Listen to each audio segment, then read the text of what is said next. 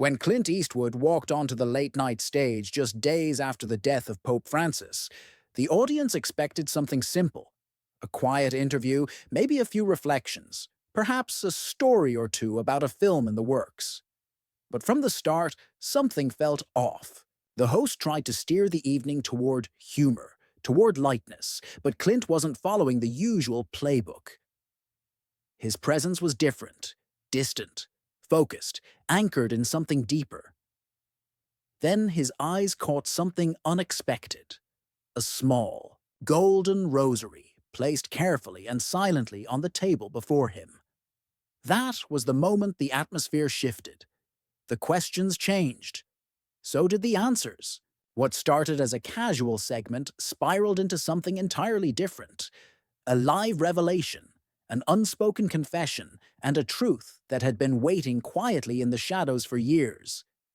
By the time the final words were spoken, no one in the sauce room was clapping. They were witnessing. Clint Eastwood was breaking a silence he had carried for years after a secret Vatican encounter. What he shared would leave the world questioning everything it thought it knew.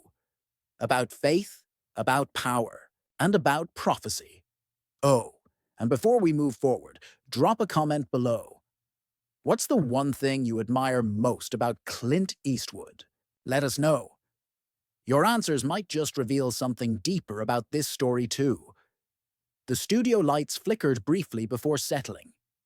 The LED glow from the cameras reflected off the eager faces in the audience, buzzing with anticipation for tonight's guest. On any other evening, this would have been just another taping. Celebrity gossip, behind-the-scenes laughs, casual jokes. But tonight had a different feel. It wasn't just because the world was still mourning the loss of Pope Francis. There was a deeper weight in the air.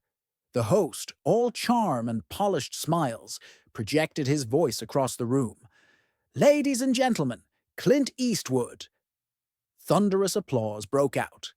Some audience members even stood, a few discreetly raised, their phones to capture the moment despite studio policy against filming. Clint entered with slow, deliberate steps, dressed in a sharp black suit, no tie. His hair a little longer, his face etched with time and experience. His expression was courteous, but distant. The host extended a hand, and Clint shook it gently, settling into the chair opposite. As expected, the table between them held a glass of water, a few note cards, and, curiously, the small golden rosary resting atop a cushion of deep blue velvet. "So, Clint," the host began, trying to keep the mood light. "What a time, huh? The Pope has passed, and you still look immortal. What's your secret? Holy water?" A wave of laughter rippled through the audience. But Clint only offered a faint, distant smile. He said nothing. His gaze fell onto the rosary. Not a glance, a stare, a pause long enough for everyone to notice. The silence grew heavier. The audience began to settle, sensing the shift. "Everything okay?" the host asked, chuckling nervously. "You're even more zen than usual tonight." Clint took a deep breath. He reached out and lightly touched the rosary with his fingertips. His eyes drifted, unfocused, as if pulling forward a memory buried deep within. "He told me something that night in Rome," Clint said at last, his voice calm but low, almost as if speaking only to himself. "Something no one's ever heard." This host leaned forward, intrigued. The audience froze. This wasn't acting. There was no trace of performance in Clint's face. "Maybe today," Clint continued. "Maybe today I need to tell it." The studio froze in time. The audience sat stunned, uncertain if this was a scripted moment, maybe a clever promotional stunt. But Clint wasn't selling anything. He wasn't promoting a film. He wasn't here to entertain. He was here to tell the truth. The host shifted in his seat, exchanging a quick, uncertain glance with someone off camera. No signal came through his earpiece, no stage directions, just silence. Clint Eastwood adjusted slightly in his chair, the rosary still resting in front, of him like an unopened door to something vast and unseen. His voice, steady but heavy, continued.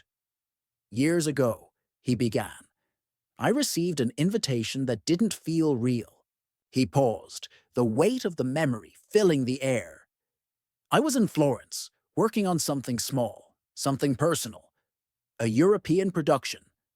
One night at the hotel, there was a knock at the door. The audience leaned in, spellbound. A man stood there. He didn't say his name, just handed me an envelope sealed with the Vatican's insignia. Clint's hand moved slightly over the table, hovering near the rosary. Inside, he said, was an invitation. Not official, not diplomatic, personal, handwritten, from Pope Francis himself. The host's eyebrows lifted, clearly stunned. What did it say? He asked, voice barely above a whisper. Clint's eyes drifted toward the distance, as if rereading the words in his mind. It said, I would like to walk with you in silence among the olive trees. That was it. No press, no fanfare. Just that. The room grew still, a reverent quiet that bordered on sacred. And you went? The host asked, the usual slickness in his voice replaced by something closer to awe. Clint nodded, the lines on his face deeper under the studio lights. Of course, I went. I thought maybe he knew something. Maybe he needed help, advice, something institutional. But what I found, he said, pausing to let the weight settle, was far beyond that. Another pause. The audience clung to every word. I was taken by a simple car, Clint continued, to a side entrance of the Vatican. It was a cold night. A Monsignor was waiting. We walked through a labyrinth of quiet corridors until we came out into a small garden. He stopped briefly, his hand finally resting fully over the rosary. And there, under an old olive tree, he was waiting for me. The host stayed quiet, his instincts as an entertainer overridden by something deeper. Clint's voice grew even softer, more personal. He looked tired, fragile, but his eyes were more alive than anything I'd ever seen. The audience sat frozen, sensing the importance of every breath, every glance. He didn't waste time. Started talking right away, Clint said. Said he'd seen a video of me visiting a children's hospital anonymously. Clint smiled faintly, a memory briefly softening his weathered face. He said that gesture, that silence, spoke louder than 1,000 sermons. Another long pause. And then, Clint said, his voice dropping, he confessed something. The studio air thickened. No one moved. No one dared. He said he felt that God had been silent with him for years. A shiver seemed to pass through the audience. Even the host shifted uncomfortably, recognizing how deep this conversation had gone. He spoke about the burden of Peter's chair. Clint said quietly, the pain of standing for something larger than yourself, while feeling utterly alone. He said he prayed, but the heavens felt mute. Clint looked straight into the audience now, eyes burning not with anger, but with an urgent need to share what had been kept hidden. Faith survives silence, Clint said, echoing the Pope's words. But he feared that one day faith might begin to imitate that silence. The host finally found his voice, cracked but present. And what did you say? Clint's face remained solemn. Nothing, he said. I didn't say a word. I just listened. Then, slowly, Clint straightened in his seat. His hand moved to the inside of his jacket, reaching for something carefully hidden.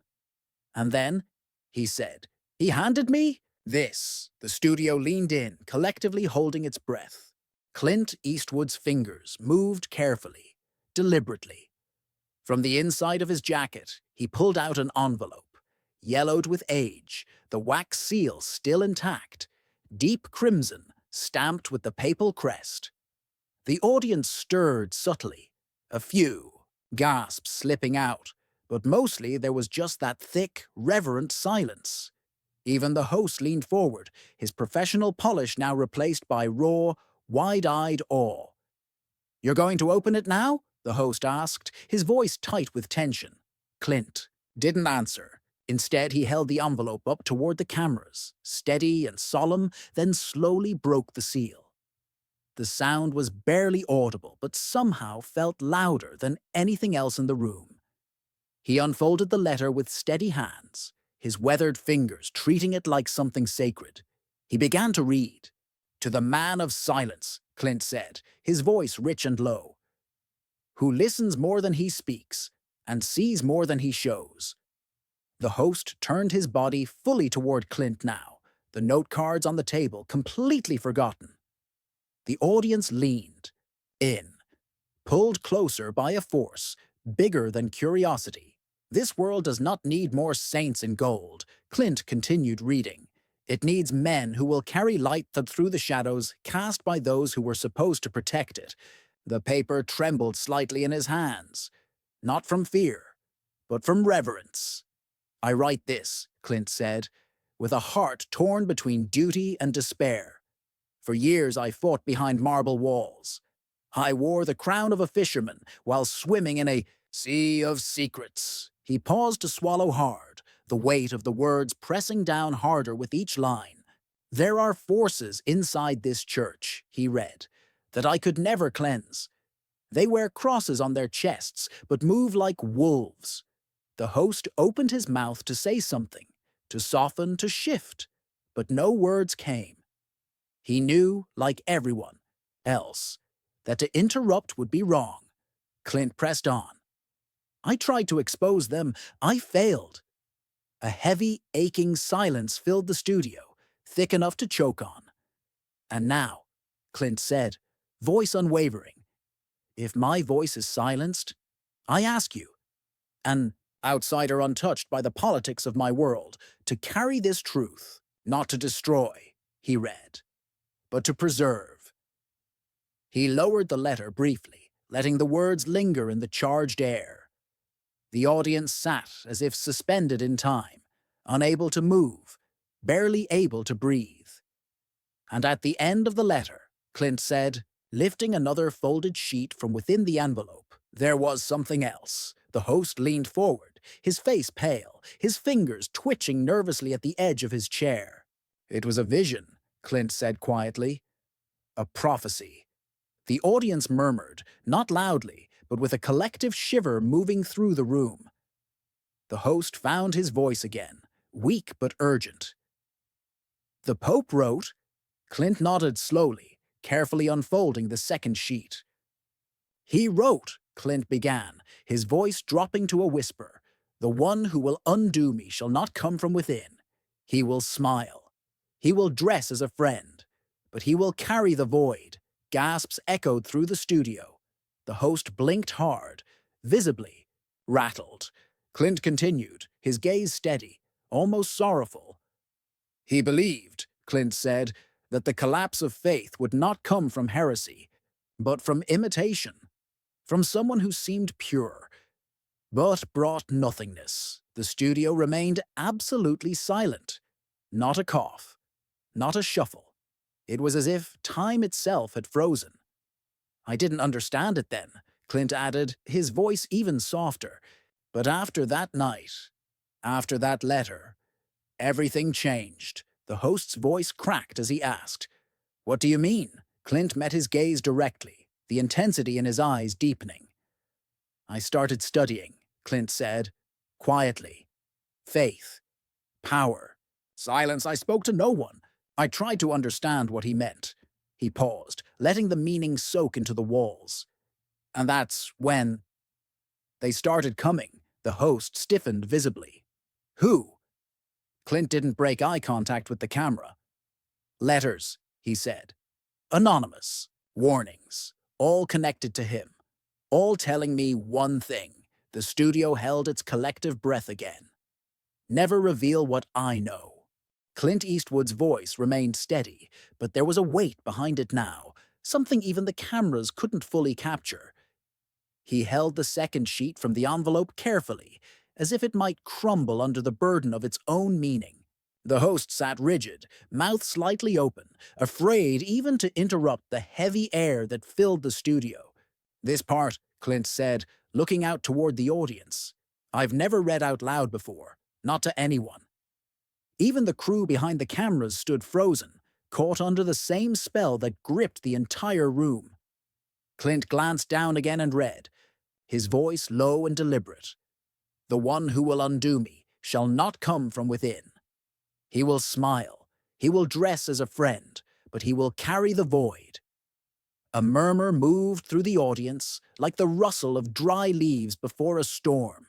The host didn't move a muscle. Clint folded the letter slowly, with the same reverence he had shown when opening it, and placed it carefully on the table beside the rosary. He believed, Clint said, his voice steady but filled with an old sorrow, that someone outside, the church, would rise, not as an enemy, but as a mirror. An empty mirror, gaining power not by rebellion, but by imitating goodness until nothing was left. The host, pale now, finally broke the silence. He thought this was already happening. Clint nodded slowly. "He told me the world's faith is no longer crumbling because of truth. It's starving from illusion." The words hit the room like a slow, inevitable collapse. The host shifted in his seat, glancing off stage as if hoping for an excuse to end the segment. But no such mercy came. No producer dared break in. Clint wasn't finished, and he said something else, Clint continued, his eyes heavy with memory, that the next great step of the church might not even be taken by the church itself. The silence after those words wasn't just stunned, it was afraid. "You mean someone else would carry forward its mission?" the host asked, almost too quietly to hear. Clint didn't answer right away. His gaze drifted back toward the rosary. He believed, Clint said slowly, that faith had to evolve, but he feared it would be twisted before it could. The audience sat completely still. No coughs, no shifting chairs, not even the usual low hum of the lights seemed to exist anymore. They weren't just listening. They were witnessing. The host, struggling to regain any footing, tried to shift the tone. "You're talking about big ideas here, Clint. Theology, power, prophecy. Maybe we should take a breath." "No!" Clint's voice cut through the studio. It wasn't loud, it wasn't angry, but it was final. "This isn't a story," Clint said firmly. "It's a warning. And there's more." The host leaned back slightly, unsure, hands lightly trembling on the armrests. Clint continued, his voice unwavering. "After that night in the Vatican, I came home. I didn't talk about it, not even to the people closest to me." He leaned forward now, his posture still calm but infused with an undercurrent of urgency. "But then," Clint said, reaching into a simple folder he had brought, "a year later, I received a letter." He pulled out a sheet of aged paper, unfolding it slowly. "No return address," he said. "No signature, just a few lines." The host watched in stunned silence as Clint read. "Do not open the envelope. There are forces watching. He was surrounded. You are not. Stay in the shadows. The silence protects more than you imagine." The words floated over the room like smoke. The host's voice broke as he asked, That's threatening." Clint nodded, his face carved from granite. "That was the first one," he said. "I received 6 more over the next 4 years. All different, all from different places. But every single one of them warned me not to reveal what I knew." The host blinked hard, visibly rattled. "And at first," Clint added, voice quieter, "I thought it was just inside the church. But over time, I realized it wasn't." He set The letter down gently, his fingers brushing across it like one might a headstone. There was something bigger. Clint Eastwood sat steady as stone, his words measured, his eyes reflecting the weight of everything he had been carrying. The host leaned forward, visibly unsettled, but he didn't dare interrupt now. He knew instinctively that what was being shared wasn't a performance, it was history being whispered into the world. Clint reached back into the folder he had brought and slowly pulled out another piece of paper. This one a little rougher, thinner, handled more times than the others. At first, Clint said, voice even but heavy, I thought I was seeing ghosts where there were none. You know how paranoia works. You start connecting dots that aren't really there. He laid the paper gently on the table between them. The host glanced down at it, but didn't touch it. But then, Clint continued, reaching for a second piece. The dots became patterns. He placed another sheet down. A black and white photo of a smiling priest. Young, vibrant, full of life. This man, Clint said quietly, tapping the photo once with 2 fingers, was Father Matteo. He ran youth programs in Palermo, outspoken about corruption in church finances. The host watched closely, his hand twitching near his glass of water. Disappeared on his way to Rome, Clint said simply. Never found. The weight of the statement hung over the room, like a heavy cloud. Without looking up, Clint pulled out another document, a clipping from an Italian newspaper. A headline in bold, journalist found dead in the Tiber River. She was investigating real estate ties between the Vatican and shadow companies in South America, Clint said. 2 days after publishing her exposé, ruled a suicide. The host sat back slightly, his face pale. The audience remained locked. In. The air taut with invisible thread. Clint's voice didn't rise, didn't dramatize. He simply kept speaking, like a man setting stones down along a path for others to follow. And then, he said, sliding another paper across the table. Notes, hidden inside old Bibles, handwritten, never catalogued, never scanned, sometimes in Latin, sometimes in symbols. The host stared down at one of them, a rough sketch of an eye, and beneath it 3 Latin words, es nomen vivid. Clint translated, his voice low. Without name-lives, over and over, Clint explained, he found the same words buried deep inside forgotten copies of Scripture, hidden, not lost. The host finally broke the silence, whispering, "And you think this was connected?" Clint leaned back slowly, eyes dark, under the studio lights. "I realized," he said, "the Pope didn't just see something in me. He didn't just want to confide in me, because I was neutral. He let the statement sit there, heavy and unfinished, forcing the host to ask the obvious question. Then, why you?" Clint's gaze hardened, not with anger, but with memory. "Because of what came after the dream," he said simply. The host swallowed hard. "The dream you mentioned earlier?" Clint nodded slowly, his movements deliberate, like a man carefully navigating sacred ground. "Yeah," Clint said, his voice slowing. "The night I opened the envelope. Or maybe it was something more." The studio seemed to lean toward him, drawn in by a force stronger than curiosity. "I dreamed I was standing in a massive, abandoned basilica," Clint said. "Dust everywhere. No candles, no prayers. Just silence. A silence so heavy it echoed in my chest." A collective shiver passed through the audience. Some shifted, uncomfortable, not because they doubted, but because they felt it. "And at the altar," Clint said, pausing just long enough. He was waiting. The host leaned in, his voice barely a whisper. "The Pope?" Clint nodded once. Not frail, not sick. Calm, glowing. He took a slow breath, the memory flickering across his face. "And," He said to me, "You thought you were only an actor, but I saw the man who carried silence with dignity." The words hit the room harder than any speech. The audience exhaled as one, slow, collective, awed. "I woke up," Clint said, his voice almost cracking, shaking, sweating. "I'd never felt anything like it." The host stared at him, stunned. "Do you think he knew he was going to die?" the host asked finally. Clint looked down at the rosary on the table, then back at the audience.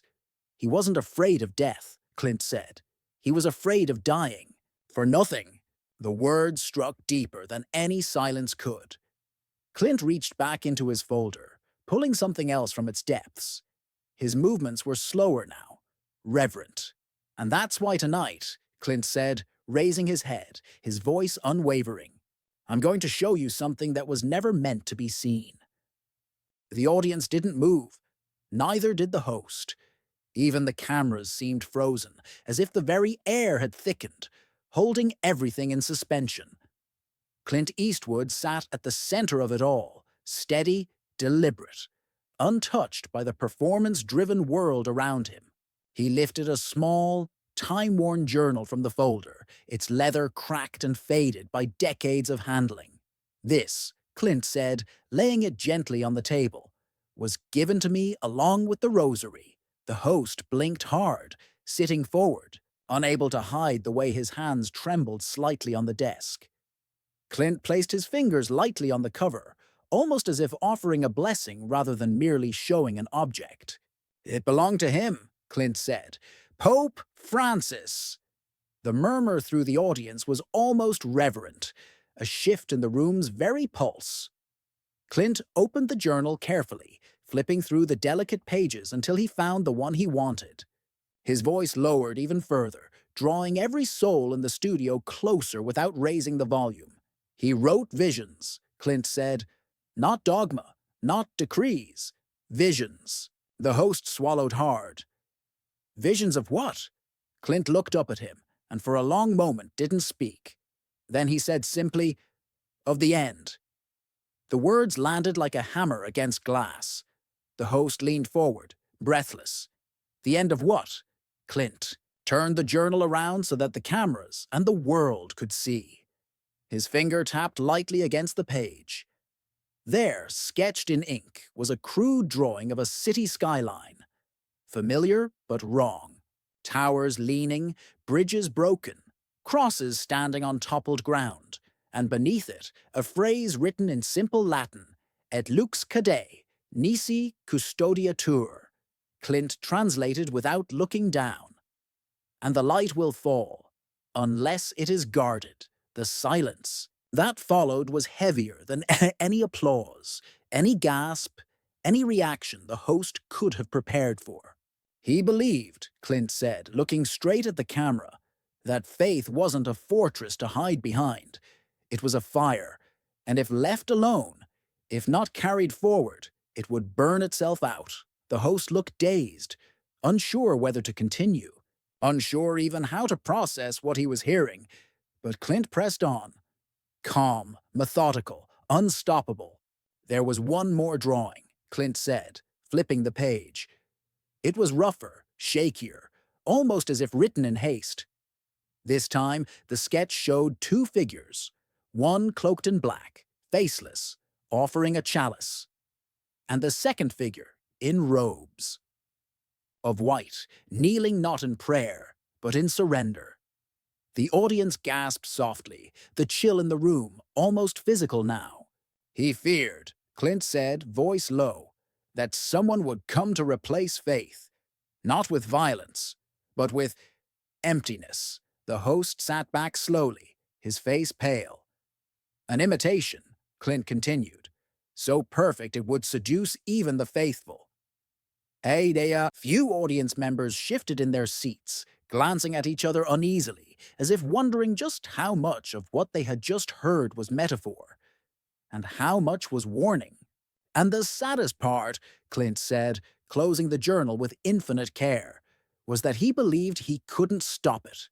He could only try to pass the light forward, The host finally found his voice, hoarse but urgent. And that's why he chose you. Clint looked at him, not proudly, not dramatically, but with a solemnity that cut deeper than any performance. He didn't choose me because I was special, Clint said. He chose me because I was willing to listen. The room stayed silent, every heart pounding, every mind racing. The cameras zoomed closer, as if instinctively understanding that this wasn't the end of a segment. It was the edge of something much bigger. And then, finally, Clint Eastwood leaned forward, resting his hand gently on the journal and the rosary, and said, "Tonight wasn't about me telling you a story." He paused, his eyes hard, unblinking. "It was about asking you a question," the host whispered. "What question?" Clint's voice, clear and unwavering, answered, "Will you carry the light?" The room seemed to hold its breath, every soul frozen by the weight of Clint Eastwood's words. Even the cameras, the host, the audience, everyone felt it. This wasn't entertainment anymore. It was a choice being laid bare, in real time, before the world. Clint leaned back slowly, his hand still resting lightly on the journal and the rosary. His gaze swept across the silent audience, across the unseen viewers watching live around the world. No flash, no performance, just a man, carrying the silence like armor. The host, visibly shaken but trying to steady himself, finally spoke. "Clint, why now? Why tell this now?" Clint's answer came without hesitation. "Because silence can protect the truth for only so long," he said. "And if we don't speak, if we don't carry it forward, then the ones who trade faith for convenience, they win by default." He didn't need to raise his voice. He didn't need dramatic music or flashing lights. The gravity of what he said carried all the power in the world. And because, Clint added, softer now, almost reverently, "he asked me to." The audience sat stunned, a few wiping at their eyes, many just staring, unsure whether to applaud or simply sit in silent respect. The host glanced down at the rosary, at the worn journal, at the man who had walked onto his stage and turned an ordinary night into something unforgettable. He swallowed hard, fighting through the lump in his throat. "Is there anything we can do?" the host asked, his voice genuine, small under the weight of it all. Clint smiled faintly, not a smile of victory, but of hope. "Carry the light," he said. "Even if it flickers, even if you're the last one holding it. That's enough." He stood then, not quickly, not grandly, but with the quiet dignity he had carried his entire life. He picked up the journal, tucked it back into his coat, and lifted the rosary gently from the table, letting it rest lightly against his chest. The host tried to speak again, maybe to close the show with the usual jokes, the typical applause lines, but he couldn't find the words. And in truth, none were needed. Clint Eastwood offered one final look to the audience, a look that said everything. "Remember, guard the light, carry it forward." Then he turned and walked off the stage, leaving behind not just silence, but something far stronger: purpose. The studio lights dimmed. The cameras slowly faded to black. And in stark, bold letters across the screen, the final message appeared. "The future belongs to those who protect the light." Subscribe now.